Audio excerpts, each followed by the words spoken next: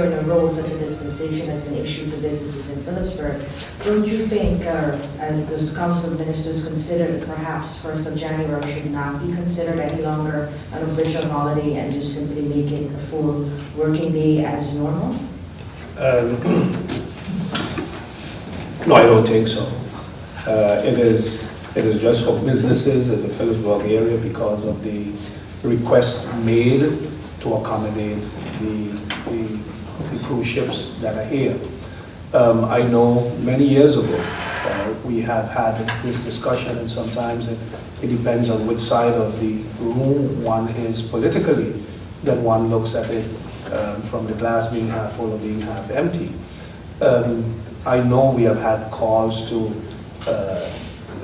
make sure that the cruise ships, the people who are coming to the island are made aware of our holidays, and that they are made aware of our regulations. And yes, we do our utmost best to bring as many cruise ships as possible here. Jump high, jump low, the cruise ships. If they don't come to St. Martin on New Year's Day, they would have to go to St. Kitts or to St. Thomas, some other destination. And throughout this region, New Year's is, let's say, a holiday. But if you invite people or allow people to come to your home, it's like telling the neighbors they're free to drop in on New Year's Day. But I'm sorry, my wife and I will be in the bedroom looking at television. And they can walk around in an empty kitchen where there's nothing to eat and nothing to drink. That's not how you treat your neighbors, and that's not how we would want to treat our guests. It is up to the business to open or not. It is up to the employees to say, well, I'm not working, it's an official holiday. And it is incumbent upon the business operator to adhere to the laws of the land, the labor laws, and tell me it's a holiday, and if people work on a holiday, they have to be compensated accordingly. If we would lift the blanket and say, no, it is not a holiday, then it applies to the entire island, and that is not the idea. Following up on something that, a statement you made in March of this year, of course, we're doing our year-end review, so we're coming up with some interesting, in the month of May, you mentioned that it was time that St. Martin had its own Attorney General. Is that something that you have looked into or you're following up on, considering now the number of cases that we've had recently, the intense work by the TVO team, etc.? Do you think that there's still that pressing need to have an Attorney General to look at our specific situation? As long as we do not have our own Attorney General, that remains applicable.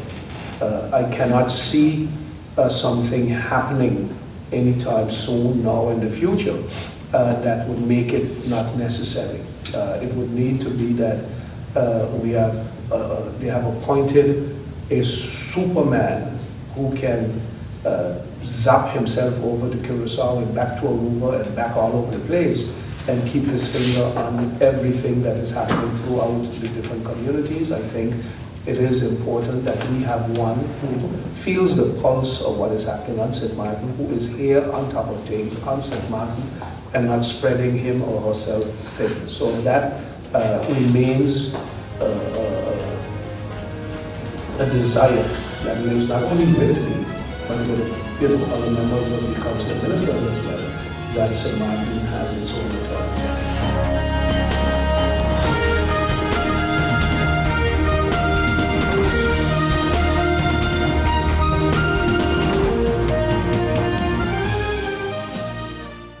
Life is a journey, full of connections.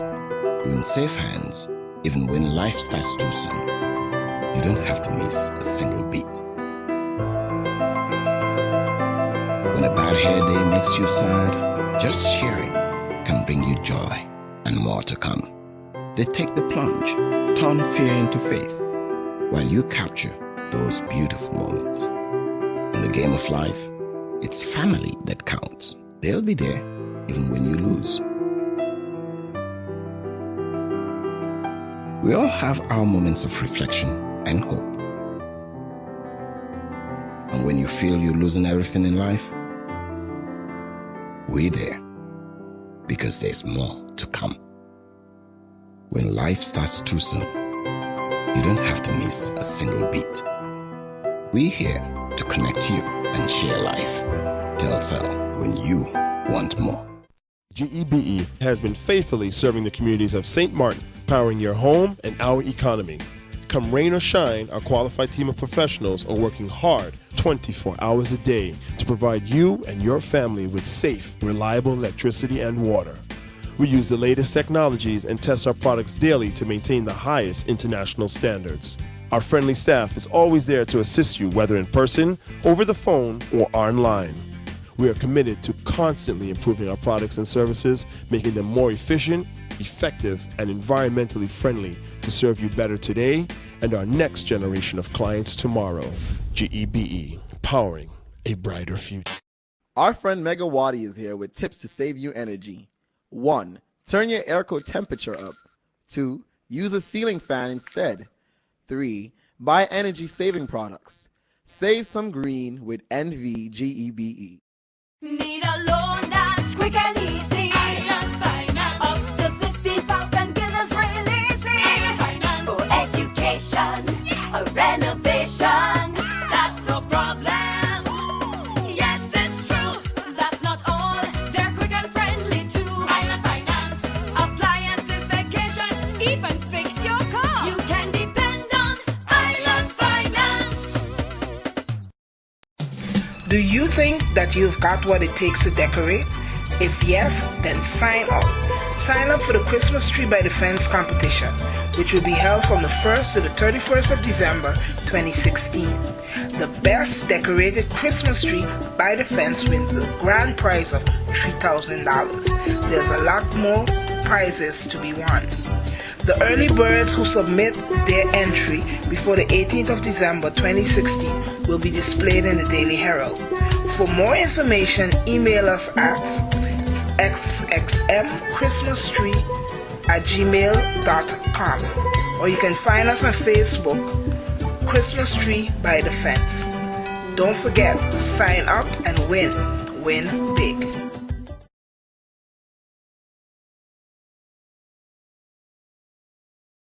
That is where we look at the broader education system, which should reflect not only the desire for the future, but also the present.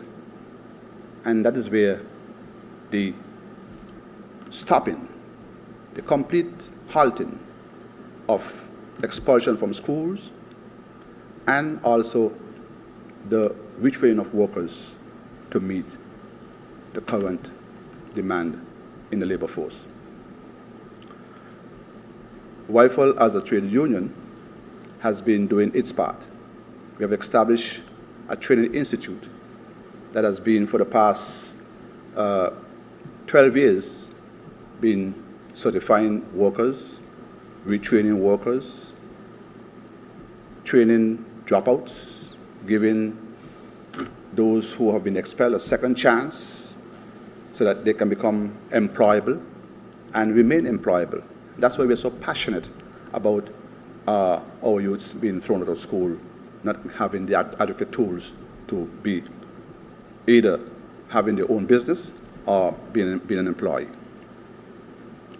The other area of our concern, where we term it a crossroads, and that also is our security. We realize that the crime among all sectors of our society has been risen out of proportion. In other words, people have to be more conscious. And using this term, crime doesn't pay, should be a very consciousness that we constantly reflect on. We have seen too many of our, again, back to our future, our youths end up behind the prison bars. And in our opinion, the system is such that it breathes crime. Unemployment, lack of skills, and so they being creative, they create their own means of acquiring whether goods, food, commodities, whatever you might call it, that they're involved in. And so there need to be a rethinking of how we deal with crime and those who commit crime, so that whatever rehabilitation system or method or policy we put in place, the end result will have a different person who will contribute to society. We mentioned these areas that we feel need attention, and as I repeat again, we use the word, we're at a crossroad in this area. In regards to labor, we have realized that the rights of workers are not fully respected by a number of, many employers. The reason why I mentioned earlier of going a step backwards in terms of when we were Netherlands Antilles to now we are St. Martin with a new status. Even though we are still a colony, we have different views about that as well. I think that the standard of working, the working class, workers, employees, that general standard which should be compatible or aligned to the ILO labor standards, we are lacking that. I can give you many examples, but I will just limit it to one or two. There is a practice by employers today not to employ persons directly. That has triple effects. It gives the employee insecurity. They cannot go to the bank. They cannot make an investment. They can't plan for the future because not having a direct employer to a permanent job, but having to work via a third party, and to be specific, as it is referred to by the ILO convention as employment agencies,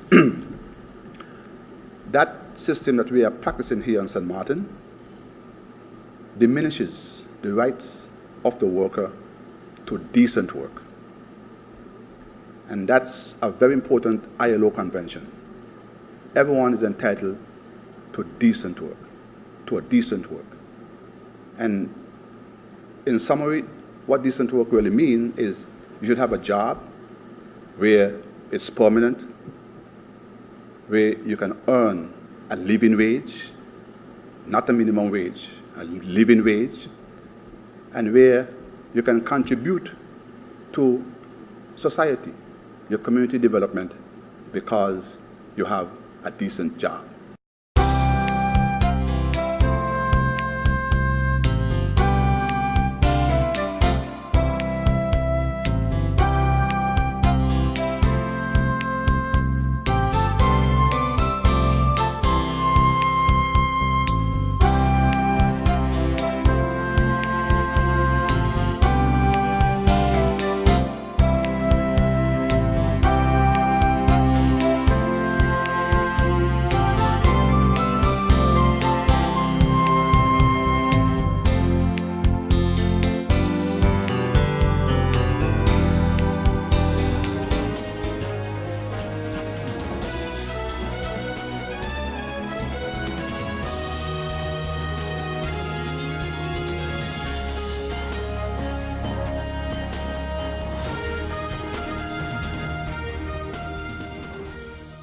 Oh my, what an inventory list, and so unnecessary. But wait, your home contents are all insured by Be Sure. That means that you determine the amount you want to insure. No inventory list, no hassle. Are you Be Sure? Be Sure. Bob, I can understand why you're parking so carefully. Of course, when you can get 80% discount on your Be Sure car insurance. But that's overdoing it, Bob. Are you Be Sure? Be Sure. Yeah. Do you think that you've got what it takes to decorate? If yes, then sign up. Sign up for the Christmas Tree by the Fence competition, which will be held from the 1st to the 31st of December 2016. The best decorated Christmas tree by the fence wins the grand prize of $3,000. There's a lot more prizes to be won. The early birds who submit their entry before the 18th of December 2016 will be displayed in the Daily Herald. For more information, email us at sxmchristmastree@gmail.com, or you can find us on Facebook, Christmas Tree by the Fence. Don't forget, sign up and win. Win big.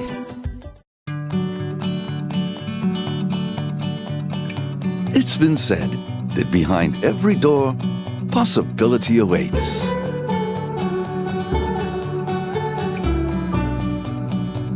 How much possibility depends on which door you open first.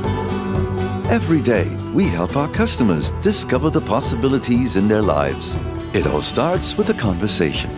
Scotiabank. Discover what's possible. 1, 2, 3, 4. This is how common it is to develop a mental illness. 1 out of every 4. 4, 4. 4. But there is hope. Today, most mental illnesses can be managed and treated.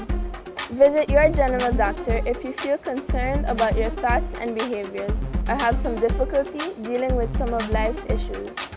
If you have been diagnosed and are suffering from a mental illness, keep in mind these 4 points to help you manage your mental health. 1.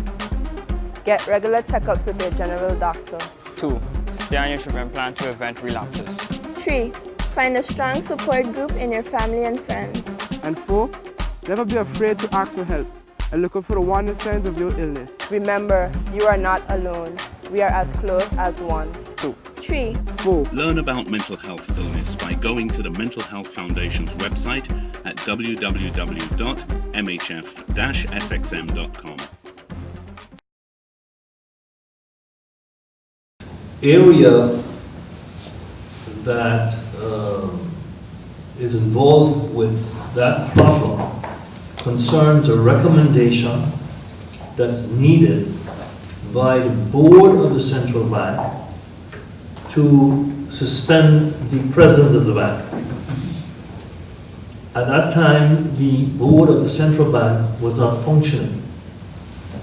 There was a stalemate, and they did not even call a meeting of the board to deal with the request from the ministers of finance in Curacao and St. Martin to obtain that recommendation for the suspension.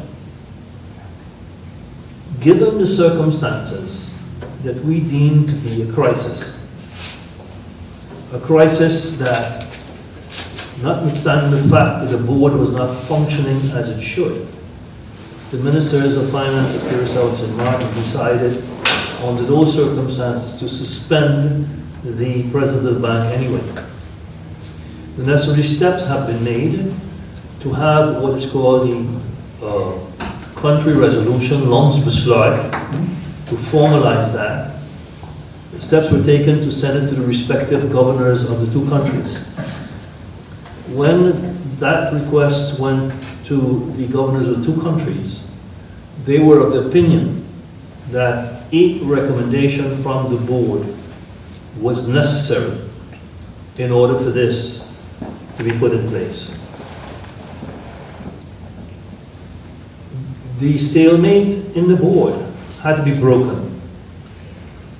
As a result of that, we embarked upon appointing new board members or additional board members to the board with the expectation that the new board members and the existing board members will be able to organize a meeting to treat and deal with the request from the respective ministers of finance for the suspension. That meeting has not yet been held. It's scheduled for January, I understood. Mr. Trump is not working, he's not back at the bank anymore. No, he is not. We had asked for 30 days vacation, as you can recall. Yeah. And pending that, based on the bank's charter, the president had the right to appoint someone to replace him for the duration of his absence. That person, together with the managing director who was in place, both of those persons are presently running the bank, pending the final decision that's required of the board to formalize the suspension. Okay, the second question. Do we have any idea about the energy bill that the government is going to be facing for this building? If we have an idea of the energy bill, no, I have no idea. We haven't received one yet. No. I'm sure that in the planning, that the necessary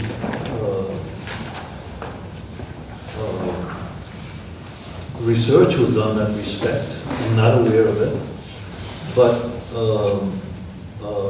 it will be substantial, I agree with you.